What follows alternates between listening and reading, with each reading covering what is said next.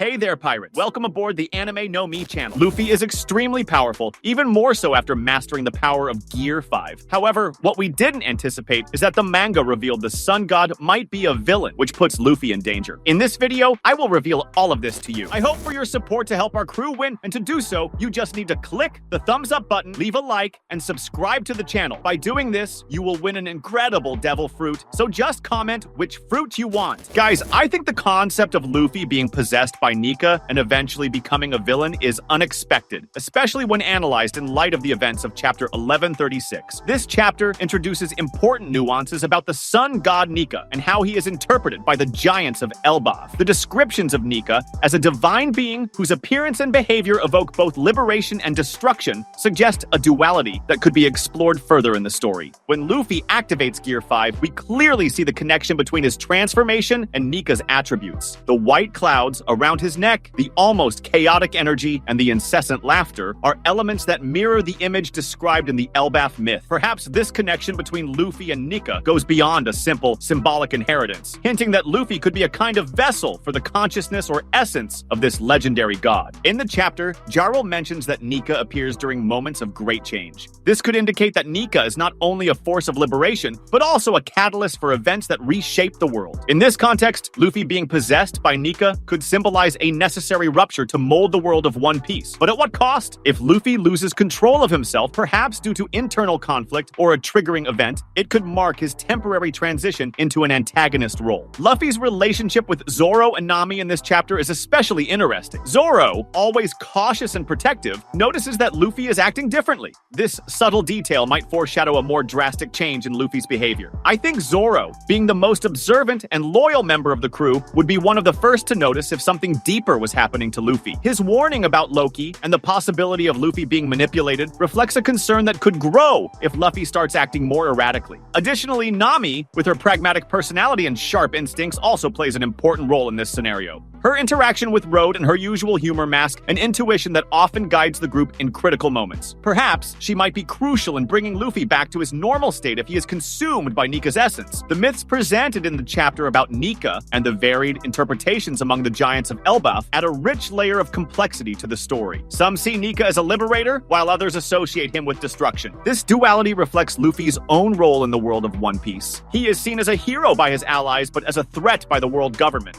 What if this duality is more literal than it seems? Perhaps Nika has a darker side, a destructive aspect that only fully manifests when Luffy is in his Gear 5 state. Another relevant point is the connection between Nika and the historical events mentioned, such as the world's destruction twice in the past. If these destructions are somehow linked to Nika's appearance, it could suggest that the sun god is not just a savior, but also a necessary agent of chaos for the world's renewal. This idea of destruction and creation might be mirrored in Luffy's journey, especially if he is possessed by Nika and ends up playing the role of a temporary villain. I think the context in Elbaf with the legends of Nika and the tensions surrounding the title of Sun God is fertile ground for exploring this possibility. Luffy's pilgrimage to Elbaf could serve as a testing ground for his connection to Nika, perhaps revealing secrets about Gear 5 and the limits of his power. Who knows? This connection to Nika might deepen to the point where Luffy temporarily loses his identity, putting him in conflict with his own friends. Another element to consider is the role of the world government and Imu in this context. We know Imu seems to fear Nika's appearance, implying they understand this god's true potential. If Luffy is possessed by Nika and becomes a villain, it could force his allies to face him, creating an emotional and strategic dilemma. Perhaps Imu sees this transformation as an opportunity to manipulate Luffy for their own purposes, or conversely, as a threat that must be eliminated at all costs. Chapter 1136 raises more questions than answers, but I think it's a starting point for theorizing how Luffy might be influenced by Nika to the point of becoming a temporary antagonist. If this happens, the struggle to regain his identity and restore the balance between his will and Nika's would be an emotionally powerful journey for him and his friends. But how does this affect Luffy at this moment? I think that if Luffy were truly possessed by Nika and became a villain in the current context of One Piece, it would not only deeply affect the character, but also shake the bonds that sustain the Straw Hats. To understand how this transformation could manifest, it's interesting to observe the contrast between Nika's personality, as presented so far, and what could be revealed if he assumed a darker role. I believe this would affect Luffy in several ways. First, he could start acting inconsistently, alternating between moments of lucidity and extremely impulsive behaviors, which would make his allies question his leadership. Zoro and Sanji, for example, are deeply loyal to Luffy, but both have their own moral compasses and wouldn't hesitate to confront him if they thought he was going too far. Nami, with her survival instincts, might be the first to notice that something is wrong, while Robin could seek answers in ancient texts about Nika and the true nature of his power. This internal conflict among the Straw Hats would be devastating for the group and emotionally exhausting for Luffy. Moreover, the psychological impact on Luffy would be significant. He has always valued his friends above all else, and the idea that he could be hurting or putting those he loves at risk would be unbearable for him. But what if under Nika's influence, he could no longer feel that? If Nika's essence were so dominant that it suppressed Luffy's human emotions, this would create a terrifying disconnection between the Luffy we know and the entity he would become. This transformation would be a distorted mirror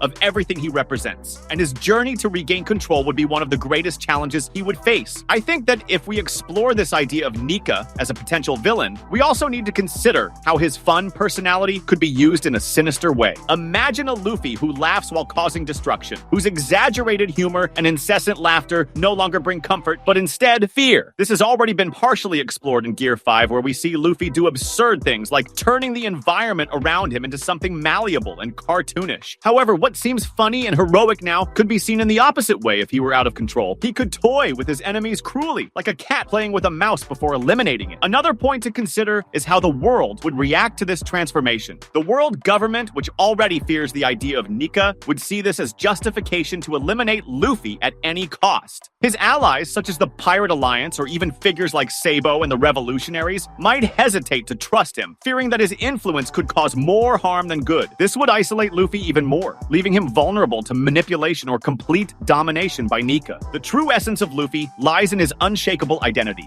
He never sees himself as a god or a mythical figure. To him, Joy Boy, Nika, or any other title are just names the world has given. Deep down, Luffy is simply Monkey D. Luffy, the boy who wants to be the Pirate King because he believes it represents absolute freedom. No matter how powerful he becomes or how many responsibilities he takes on, his simplicity is what defines him. He doesn't fight for titles or legends, he fights for his friends, for those who trust him, and for a world where everyone can live freely. If Nika's influence ever threatened to dominate him, Luffy would not bend. He has shown time and time again that he is not someone who is shaped by what others expect of him. Luffy always finds strength in what he believes, and that will never change. The idea that he could lose control or transform into something he is not goes against everything he has built up to this point. He is not Nika, not a villain, not a divine entity. He is Luffy, and it is exactly this certainty that would make him resist. Even if he faced an internal battle against Nika or any other force, he would prevail because his determination is unbreakable. He would not allow anything, not even an ancient and mythical power, to divert him from his values or his friends. Luffy would fight to protect what is most important to him: his crew, his dreams, and the freedom of everyone. In the end, I think this theory creates a dilemma. To what extent would Luffy still be himself under Nika's influence? And what would this mean for the world of One Piece as a whole? This duality between laughter and chaos, freedom and destruction, is what makes this possibility so rich to explore. That was today's content. We hope you liked it and want to share your opinion on the subject. Don't forget to share the video, give it a thumbs up, and I'll see you in the next video. Take care and stay amazing.